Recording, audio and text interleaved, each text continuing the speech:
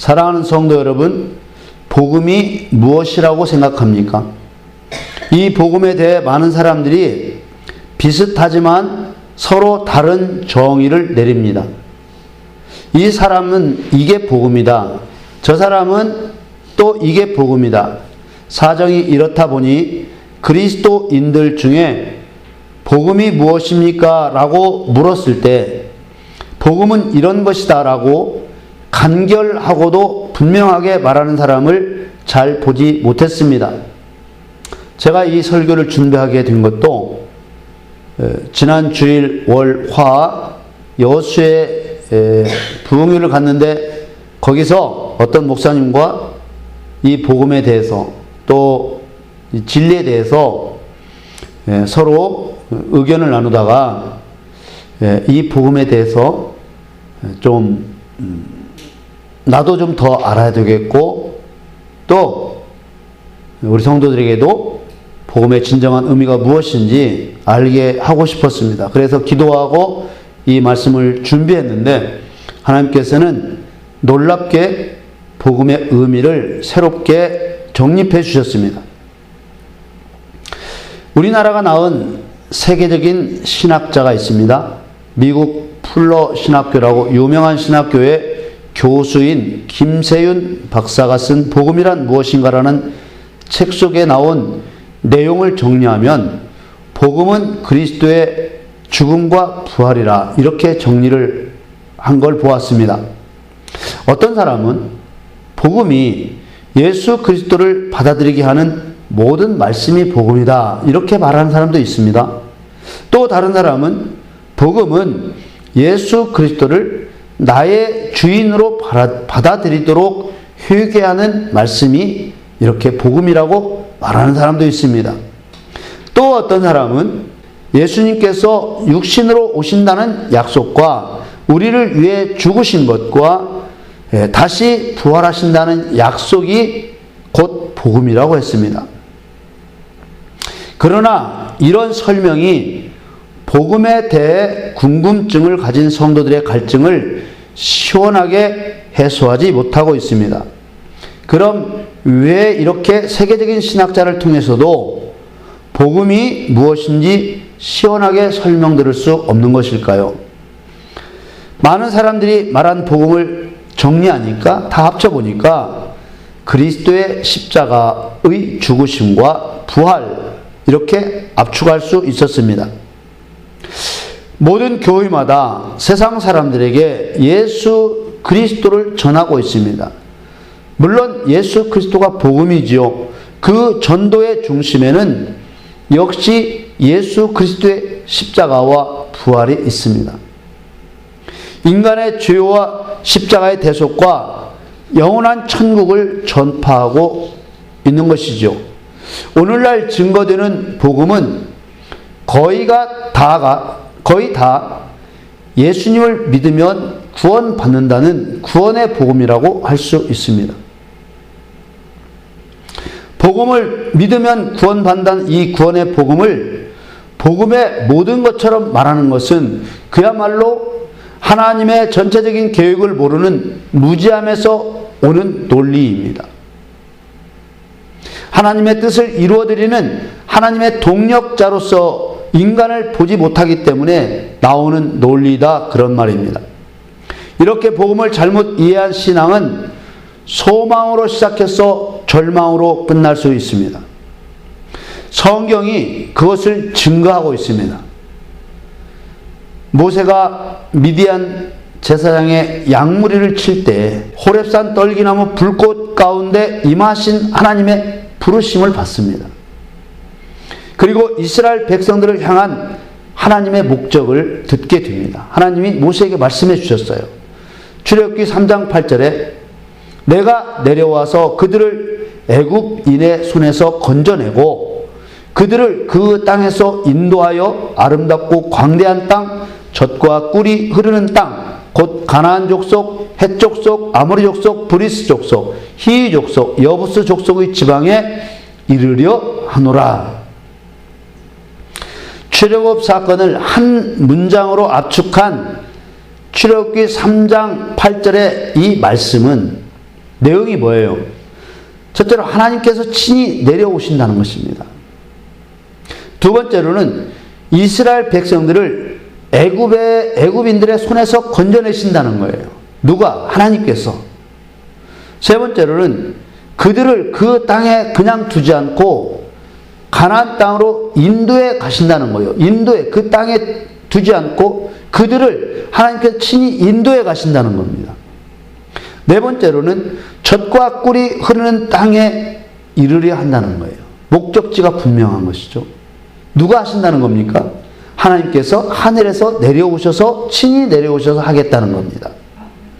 이렇게 선포하신 하나님께서 말씀하신 대로 하나하나 이루어 가셨습니다. 10가지 재앙 중에 9가지 재앙이 바로의 나라 애굽에 쏟아졌습니다. 6월절 밤에는 애굽의 모든 처음 난 것이 죽임을 당하는 10번째 재앙이 내려졌습니다. 애굽의 바로는 하나님 앞에 항복했습니다. 두 손을 번쩍 든 것이죠. 그리고 이스라엘 백성들은 애굽을 떠났습니다. 약속하신 대로 애굽인의 손에서 건져내신 것입니다. 그리고 또 약속하신 대로 이스라엘 백성들을 인도해 가셨습니다.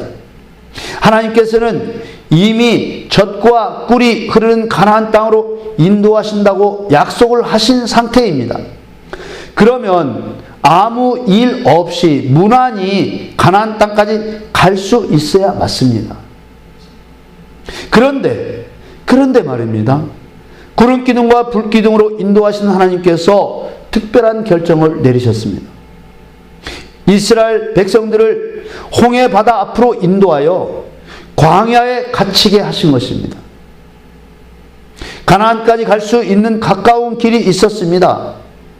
단 13일 정도면 갈 수 있는 육지의 길이 있었습니다. 그런데 그 길은 블레셋이라는 나라를 통과하는 길이었습니다. 그 길로 가게 하면 반드시 전쟁을 치러야 하고요. 그런데 전쟁을 두려워한 이스라엘 백성들이 애굽에서 나온 것을 후회하며 다시 애굽으로 돌아가려고 할 것이라는 것을 하나님이 아셨습니다.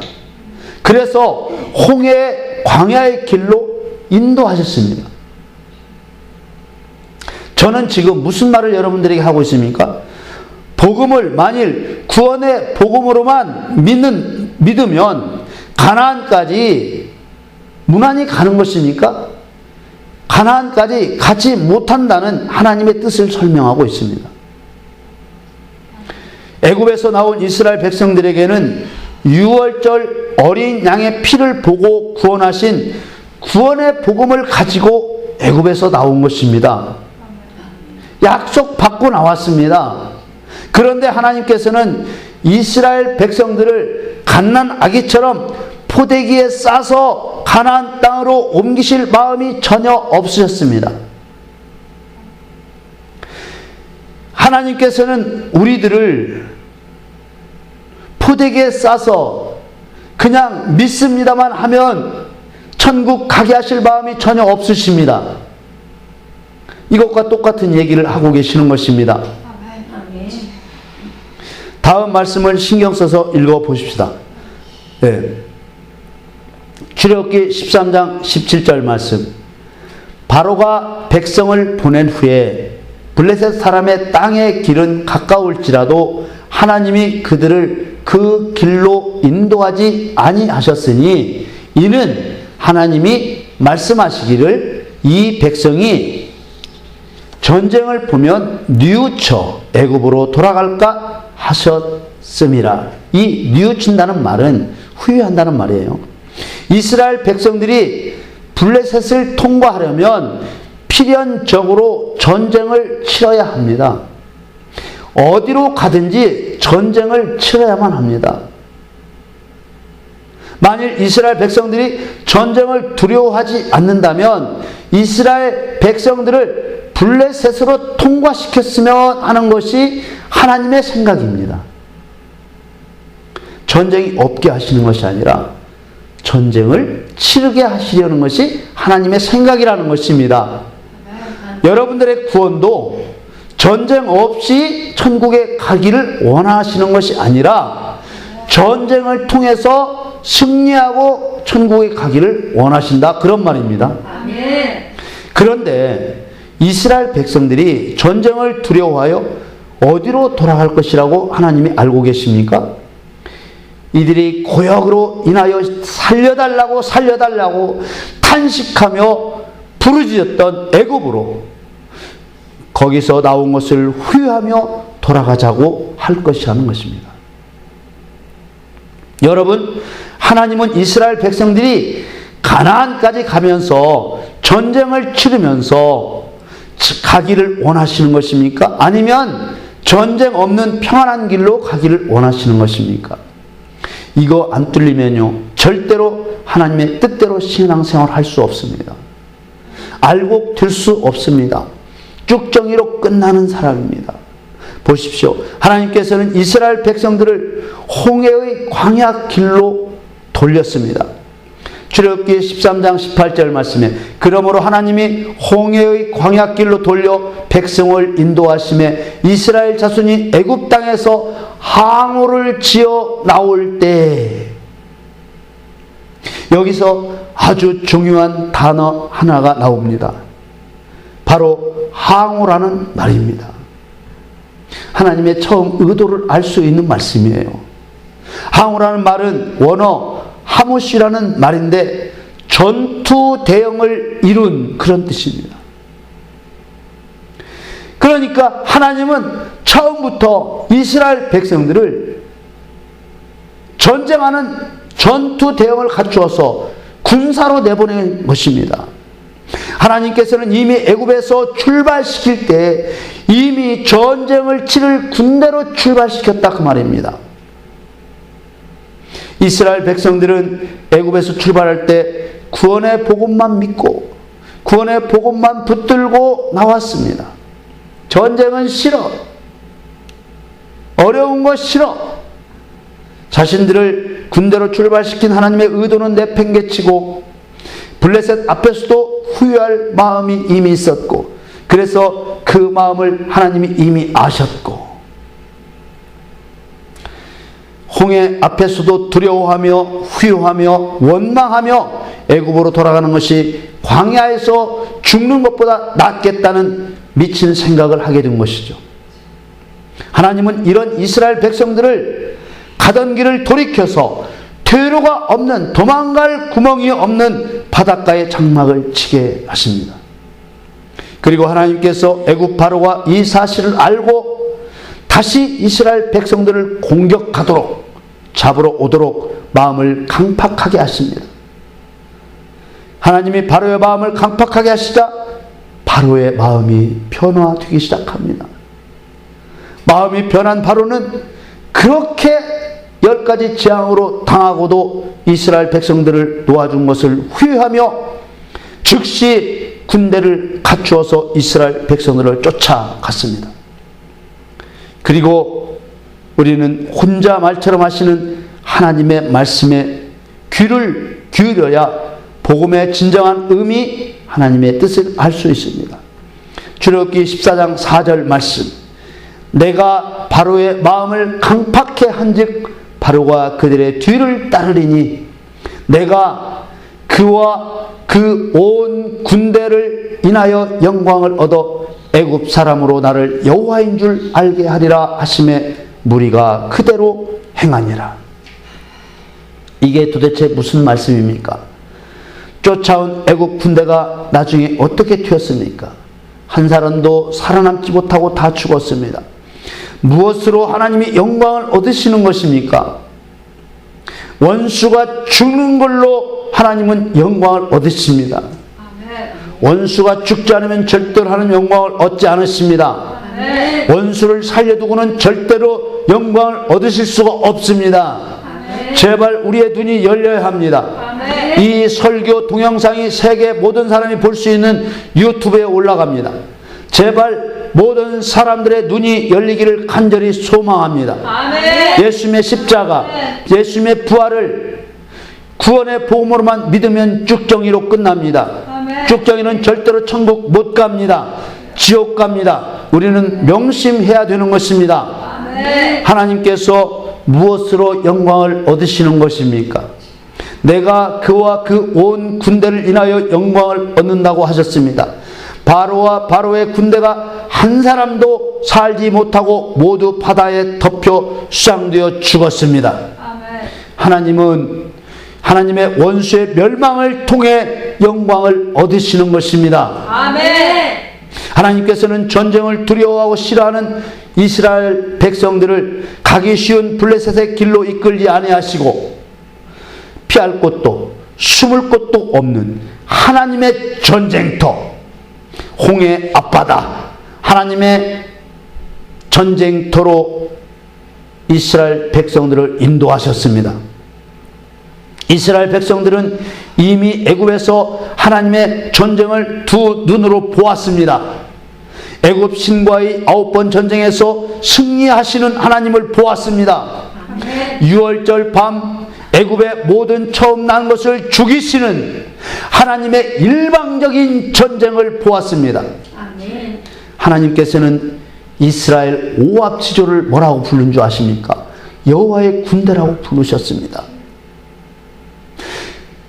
군대의 편제로 항우를 지어 나오게 하셨는데 이스라엘 백성들은 그것을 깨닫지 못하고 구원해 주신다는 그 약속만 믿고 나왔습니다. 그동안 하나님께서 이스라엘 백성들에게 보여주신 전쟁의 결과는 백전백승이었습니다. 믿을만 한 분이었습니다. 그러나 이스라엘 백성들에게는 하나님이 하시는 일이 전쟁으로 보이지 않았습니다. 전쟁을 두려워하고 싫어하였기 때문이었습니다. 애굽에서 나올 때도 분명히 내가 내려가서 그들을 애굽인의 손에서 건져내고 내가 내려가서 전능하신 하나님, 전쟁에 능하신 하나님께서 친히 내려오셔서 너희들을 애굽인의 손에서 건져내신다고 말씀하셨습니다. 하나님은 이스라엘 백성들이 적과 싸우기를 원하셨고 하나님의 이름으로 싸우기를 원하셨고 반면에 이스라엘 백성들은요 자신들을 포대기에 싸서 업고 가기를 바란 것입니다. 그러자 하나님은 블레셋 길보다 더 불리하고 두려운 전쟁터로 이스라엘 백성들을 돌이키신 것입니다. 이것은 바로 우리들의 이야기입니다. 이스라엘 백성들은 심히 두려워하며 여호와께 부르짖었습니다.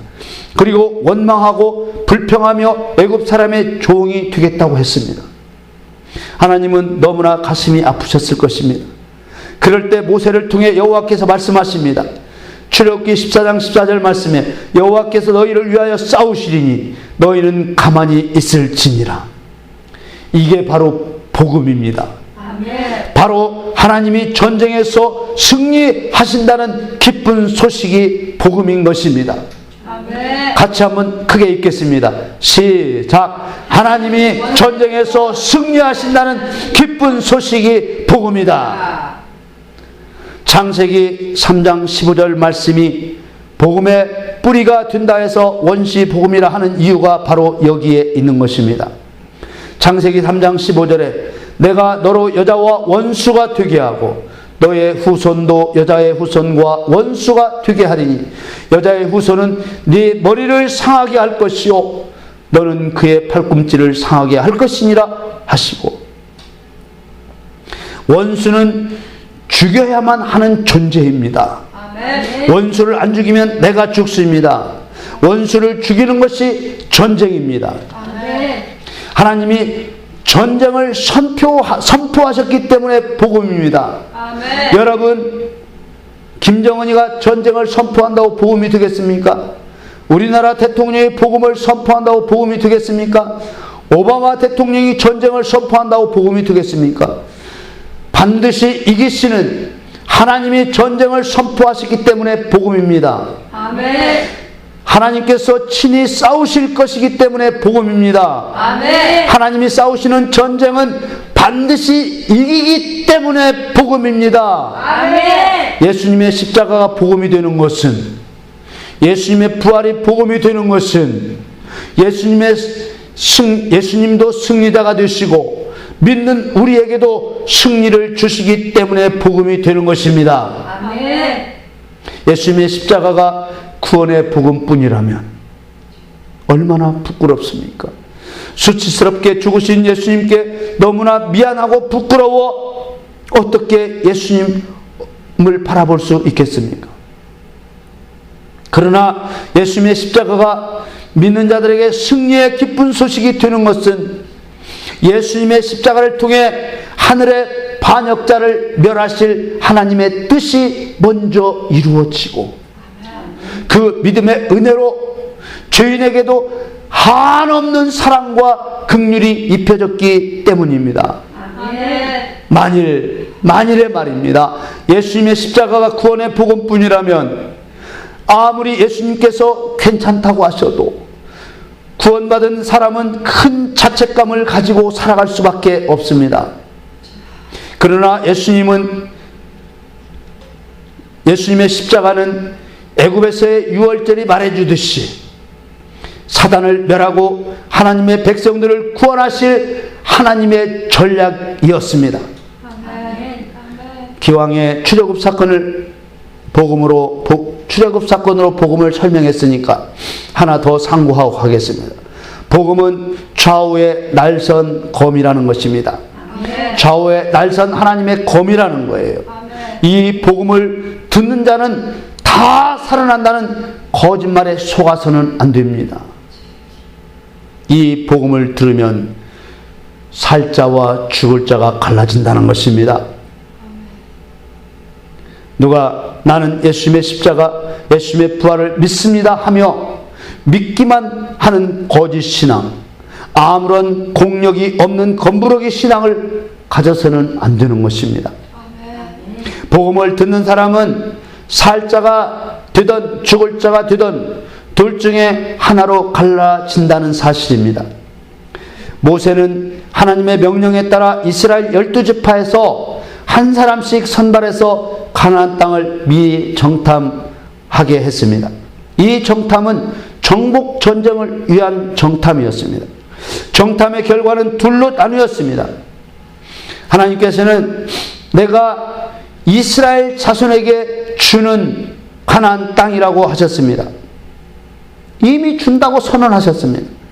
이미 가나안 땅에 대한 기쁜 소식을 여러 차례에 걸쳐 들려주셨음에도 여호수아와 갈렙을 제외한 10명의 정탐들은 두려워하며 하나님이 전쟁에서 승리하신다는 기쁜 소식을 믿지 않았습니다. 그 결과는 어떻게 되었습니까? 하나님이 전쟁에서 승리하신다는 복음을 믿지 않은 모든 자들은 광야에서 엎드러졌습니다. 그들의 시체가 광야에서 다 소멸될 때까지 그들은 광야를 벗어나지 못하고 정처 없이 돌아다니게 하셨습니다. 출애굽 여정은요, 신약시대의 정확한 모형입니다. 출애굽 여정대로 이 신약시대가 흘러갈 거라고 예수님이 말씀하시는 것입니다. 예수님께서 초림으로 오신 이래로 우리가 살고 있는 교회 시대를 거쳐 예수님 재림하실 때까지 정확하게 출애굽 여정과 같이 결말이 날 것입니다. 아멘. 사람들이 예수님이 사용하신 대로 복음을 천국복음 합니다. 왜 천국복음이라고 하셨는지 이해하고 쓰는지 궁금합니다. 이 의미만 알아도 복음에 대한 의미가 훨씬 분명해질 수 있기 때문입니다.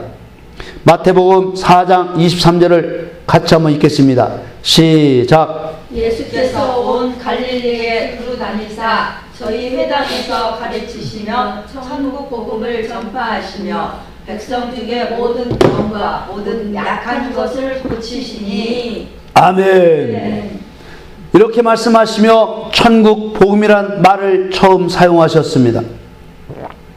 예수님은 복음의 출처가 복음이 나온 근원이 천국에 계시는 하나님으로부터 나온 것이기 때문에 천국 복음이라고 하셨습니다.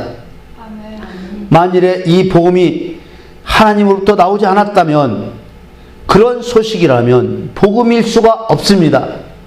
절대로 기쁜 소식이 될 수 없는 것입니다. 그래서 마가복음 1장 14절 말씀에 요한이 잡힌 후 예수께서 갈릴리에 오셔서 하나님의 복음을 전파하여 하나님의 복음이라고 했고, 누가복음 16장 16절에 율법과 선지자는 요한의 때까지요 그 후부터는 하나님 나라의 복음이 전파되어 사람마다 그리로 침입하느니라. 하나님 나라의 복음이라고도 했습니다. 이 복음은요, 이 복음이 선포되면요 무엇이 일어납니까?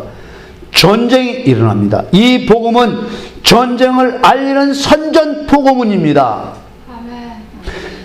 신약에서 말하는 복음을 정확하게 이해하기 위해서는 구약시대의 전쟁에 대한 이해가 반드시 필요합니다.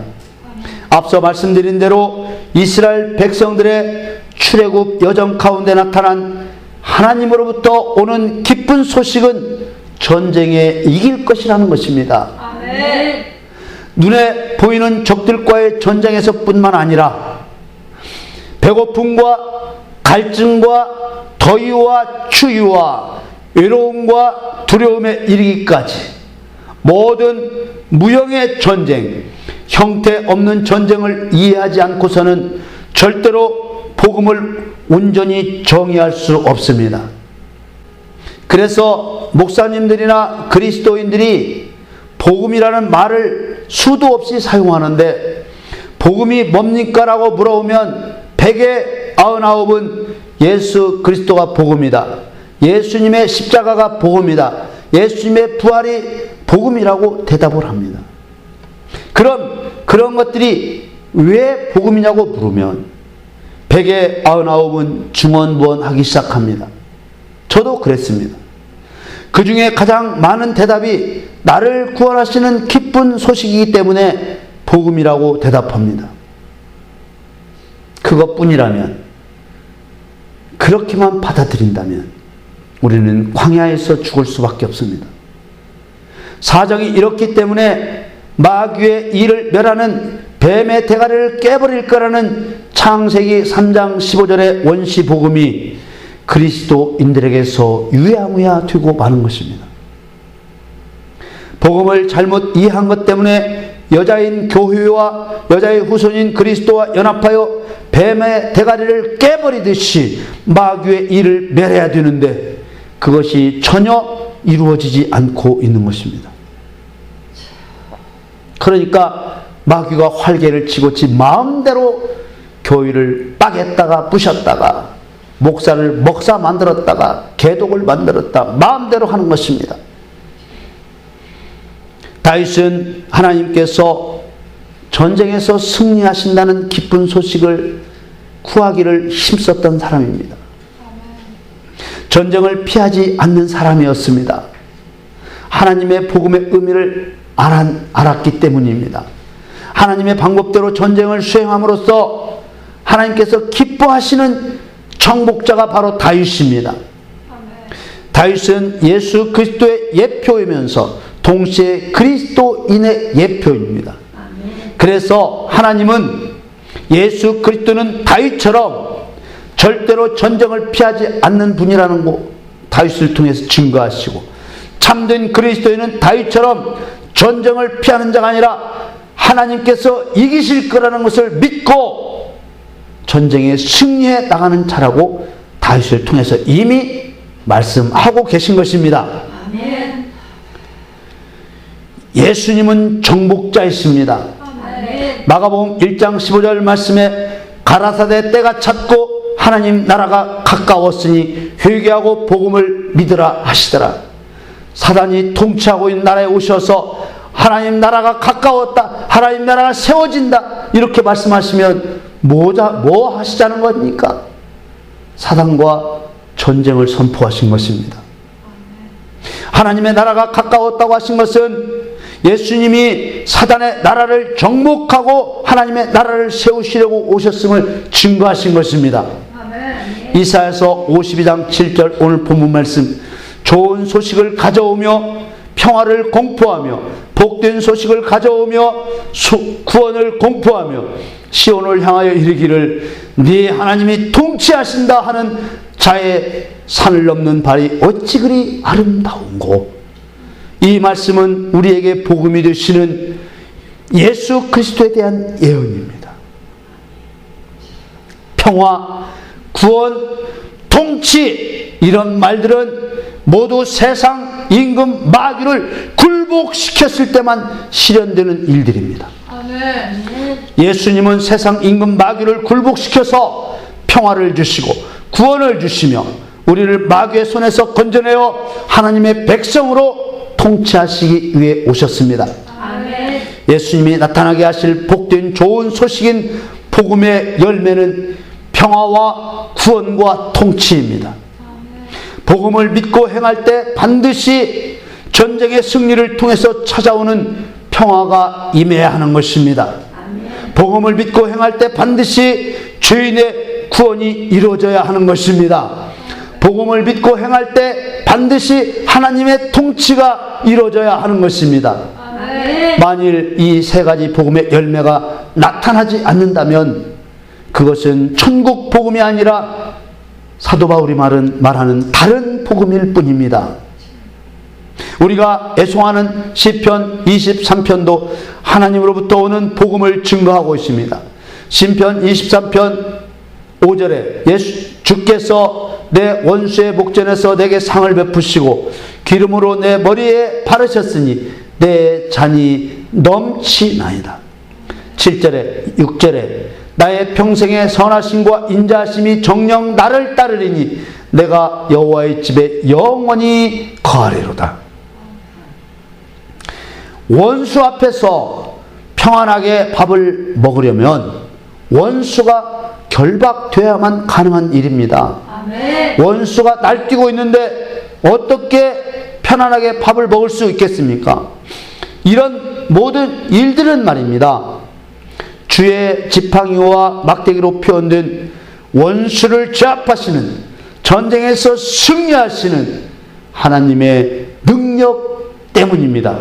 아멘. 십자가가 복음인 것은 무엇 때문입니까?